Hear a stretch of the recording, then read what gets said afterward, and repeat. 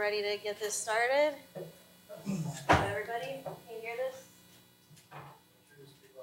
Okay, great. My name is Amanda Golub. I'm the managing attorney of the Housing Law Unit for Southeast Louisiana Legal Services. What was that? Okay. Great. I work out of our New Orleans office. We also have offices in Baton Rouge, Houma, Covington, Hammond, and Marrero. So we focus on, our goal is to help prevent homelessness, and by doing that, we help protect tenants from eviction, and anyone who has a subsidy, if their subsidy is being threatened, that's what we focus on. So I'm gonna, sorry. Hello.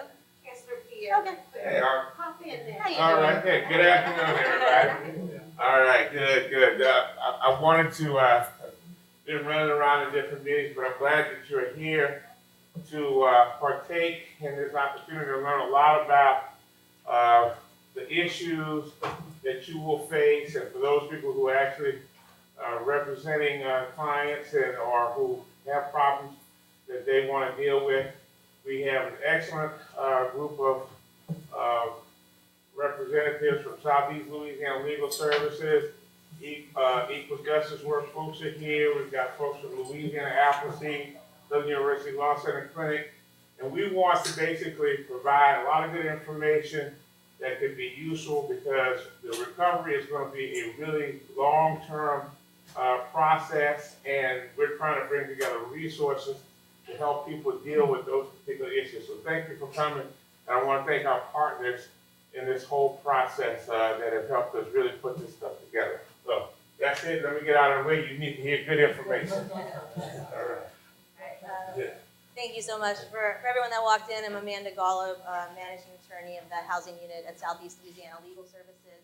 I was gonna just start off, and I'll leave this up front if everybody only brought one copy of it, but this is an executive order from the state of Louisiana, which suspends liberative prescription and preemptive periods that continue to be and shall be suspended throughout the state until and through Friday, September 30th, 2016, which means if you filed an eviction or you've received an eviction or you've evicted a tenant, you cannot execute on that until after September 30th. And that date could change.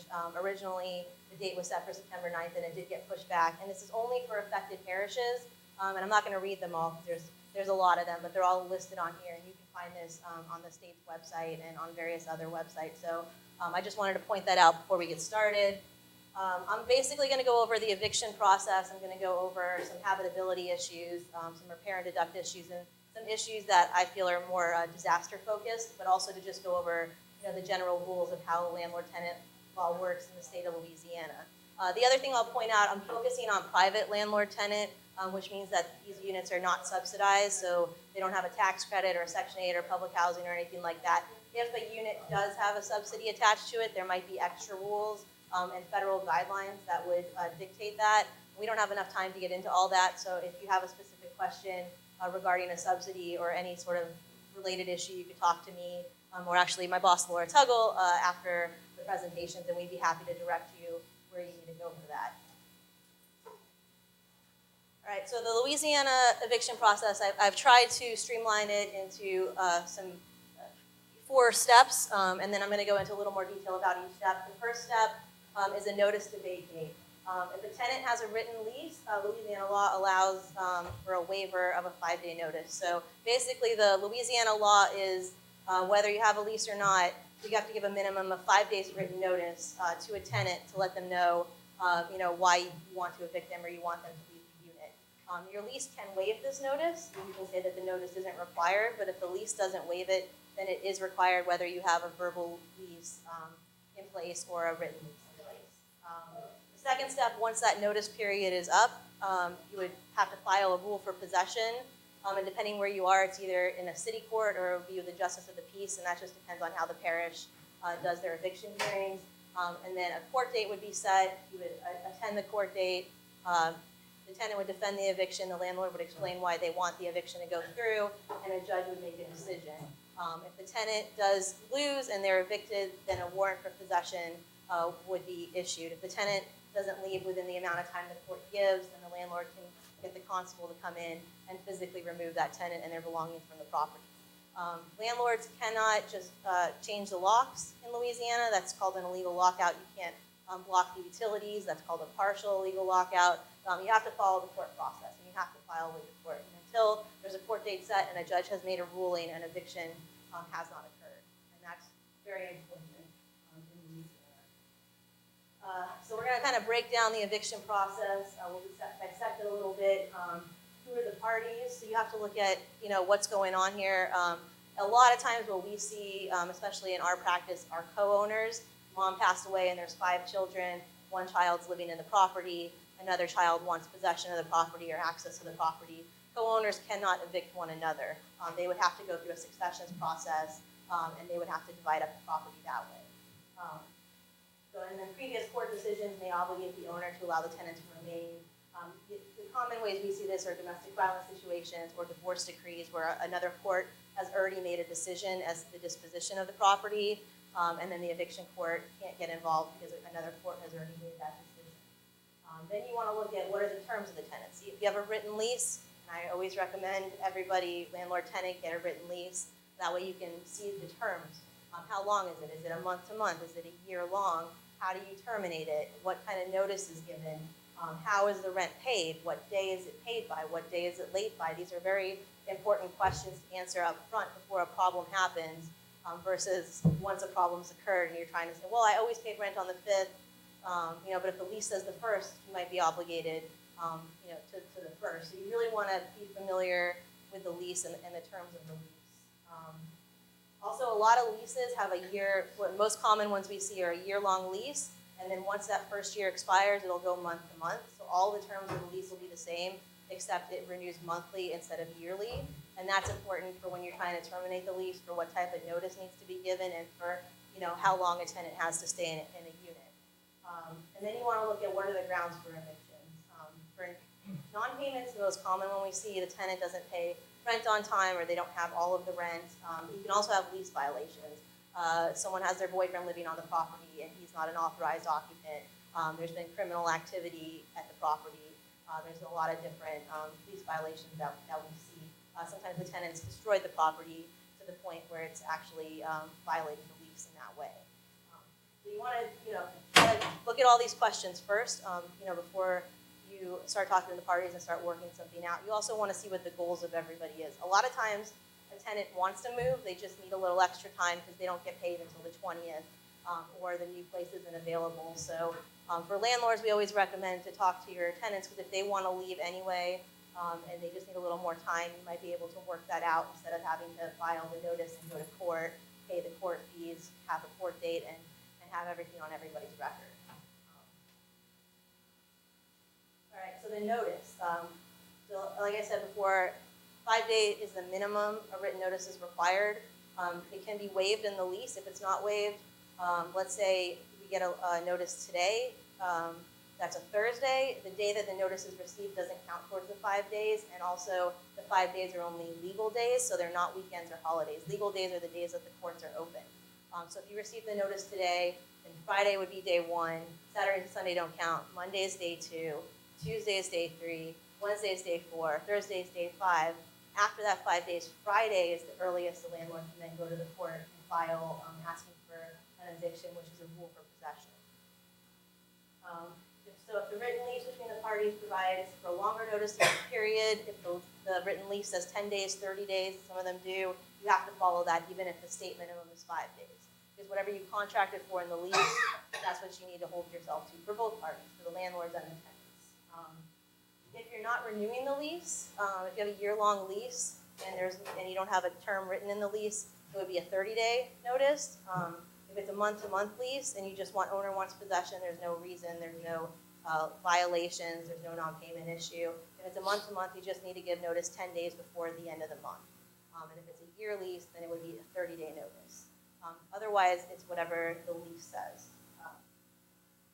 And the notice to vacate, this is a very common misconception. The notice to vacate does not have to come from the court. A lot of tenants get a notice. It could be on the back of a Walmart receipt. It could be on a napkin from a bar. It doesn't matter. It just has to be in writing. And then it can be tacked on the door, which is they just put it on the door. It doesn't have to be delivered by the constable. It doesn't have to be handed to somebody. So tacking is allowed, and a lot of people think, oh, I got this handwritten letter from my landlord. It's not a legal notice.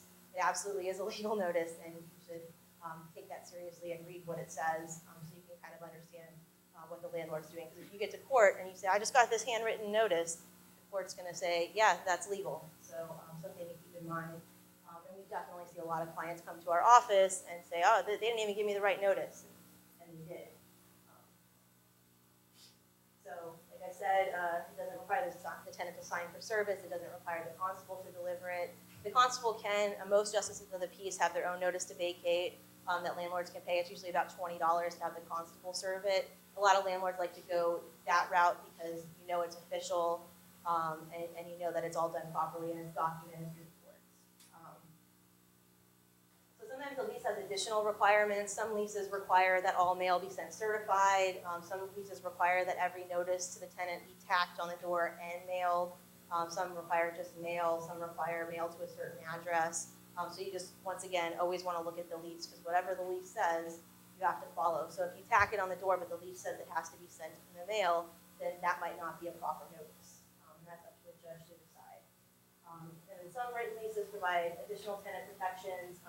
The most common ones that we see is if the lease has a right to mediation or a right to cure.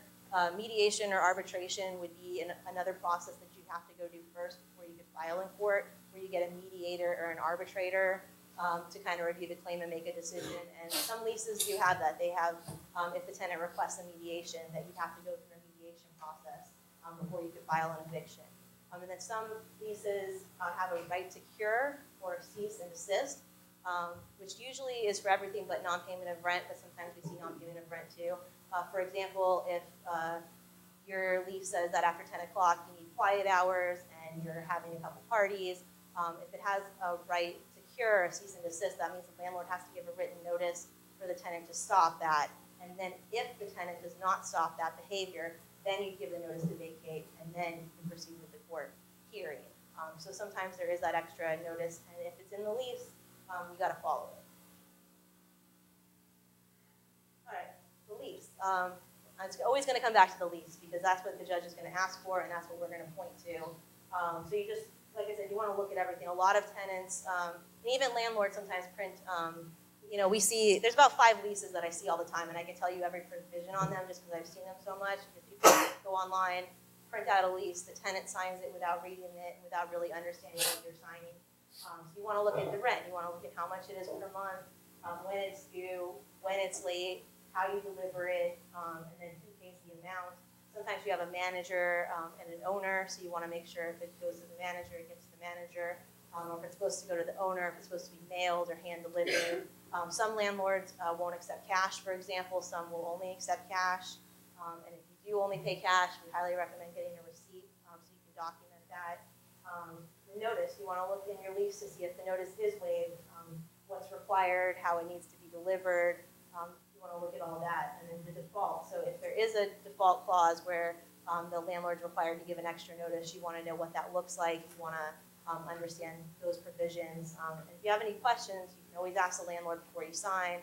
You can always come talk to legal services or some other advocates out there who will just help explain to you, what's in this lease. Because the lease in Louisiana is a contract. They hold it to the same standards as every other contract, and they follow the contract laws on that. So the contract has 2 parties that mutually agree, and everyone should know exactly what they're agreeing to. Because once your signature's on it, a judge is going to say, is this your signature? And you agreed to this. Also, another thing that always comes into debate is the utilities. Who's paying what utilities?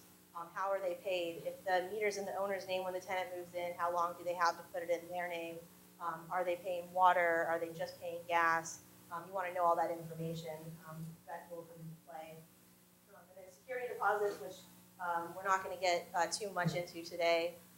But those are important to document how much the deposit is, if it's already been paid prior to the lease signing and to the move-in, if it's being paid in payments, and then how it's collected, just to make sure you have that documentation of that. And then also there's usually provisions about how you would go about getting that back once you move out. So it's important to understand exactly what you're signing. All right, so landlord's given notice. So now we're going to look into the rule for possession. And this is where the landlord files in court, you are given a court date, landlord and tenant show up, landlord has the burden to show why they want this tenant to be out, what laws or lease provisions that they violated, and then the tenant has the chance to defend them. So you want to make sure that there's enough alleged so the tenant can prepare a proper defense. I recently had an eviction where the owner just said they wanted the tenant out, and when I asked them why, they said that's none of your business.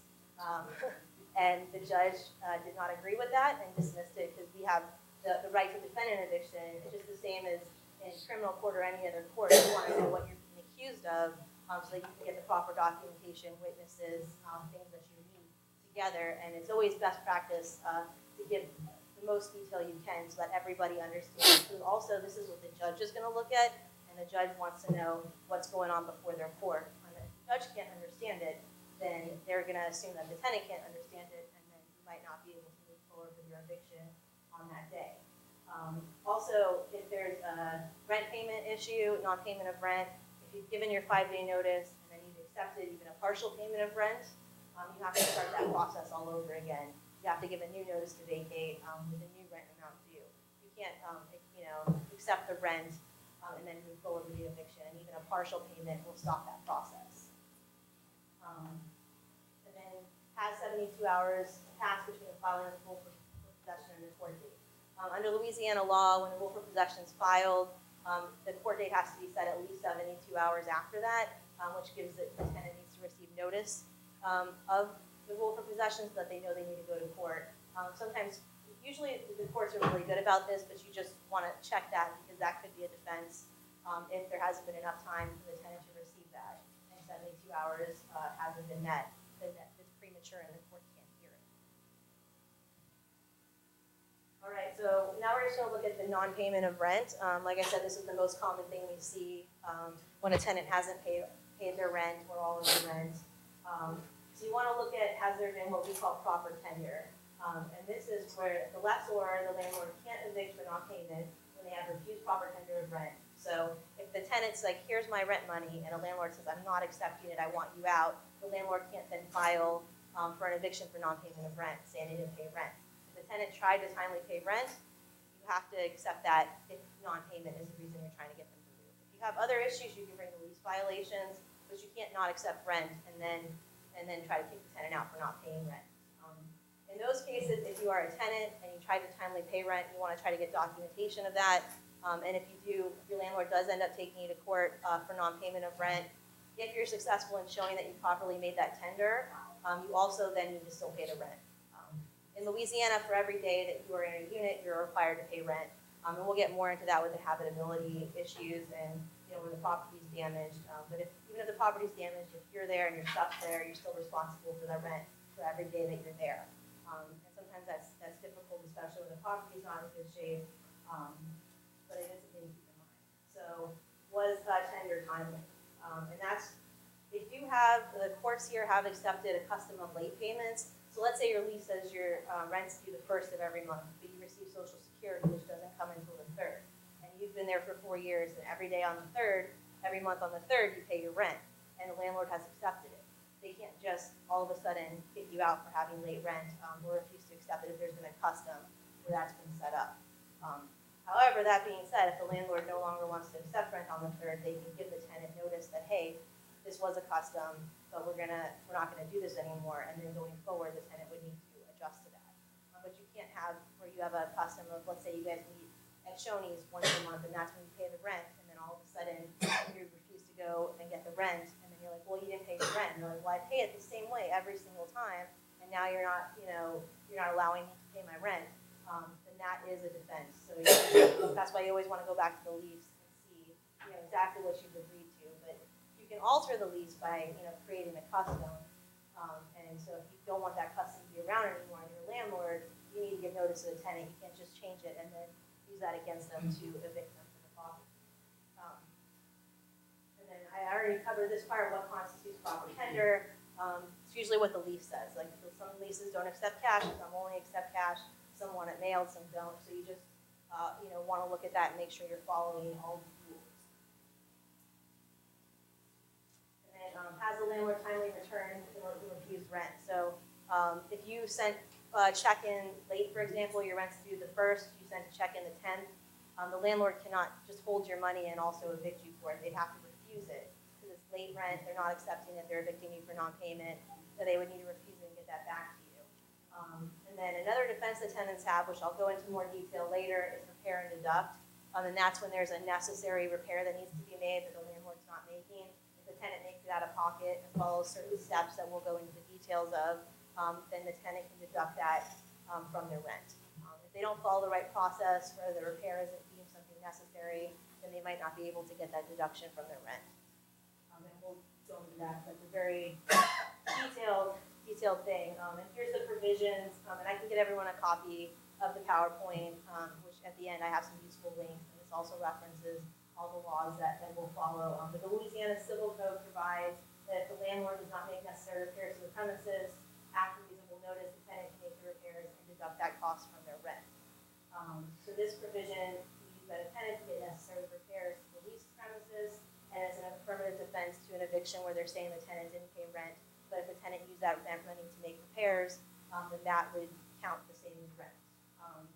And it can also be as a defense to offset rent charges, or if there's a lawsuit for damages to the property, then that might be used as well to offset that.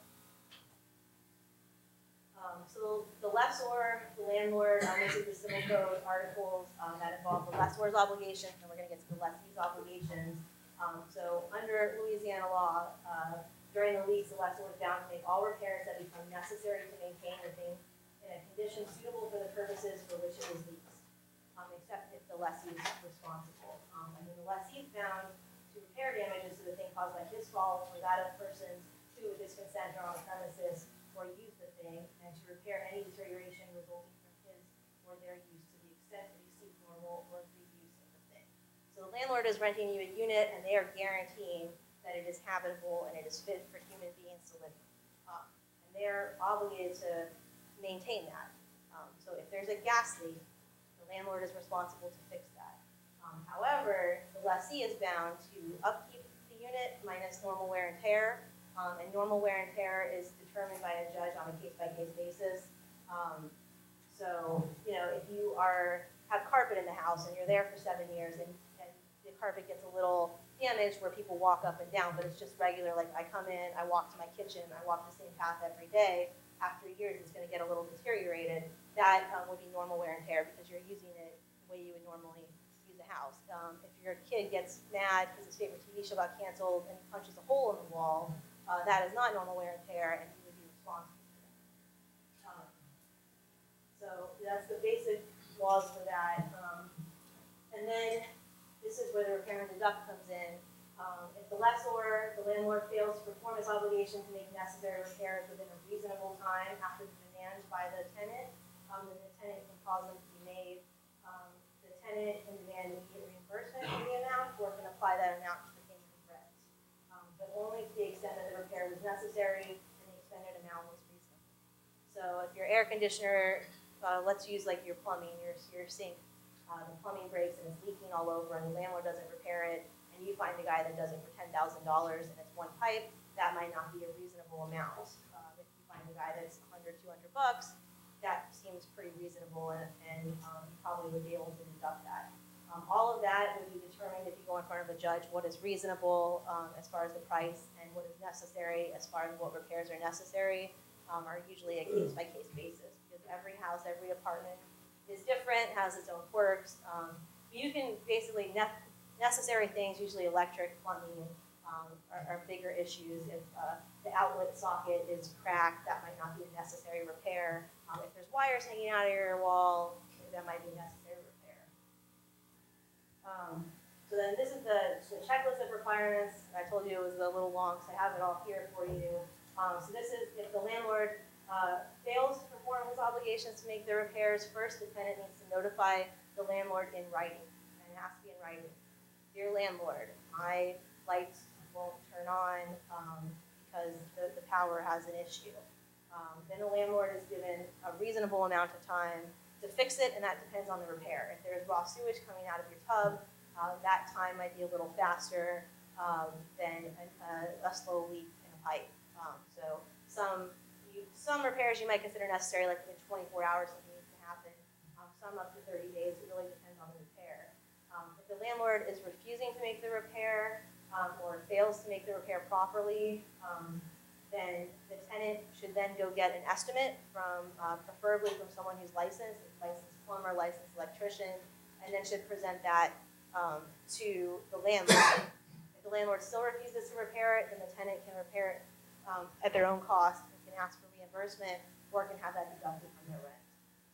And some judges, it really, I hate to say everything's case by case, but sometimes we've been successful if a tenant can show that the landlord knew about the repair and refused to fix it, even if they didn't necessarily do it in writing or they didn't get the estimate and present the estimate. Sometimes if they don't follow every single step, you can still get the deduction as long as the landlord had knowledge and refused to make the repair and it was a necessary repair and the amount that you spent to fix it was reasonable. Some judges are sticklers and they want every single rule on that followed. So it really depends. We just recommend always keep everything in writing, both landlord and tenant, so that there's a written record to present to a judge or a third party if there's ever any questions.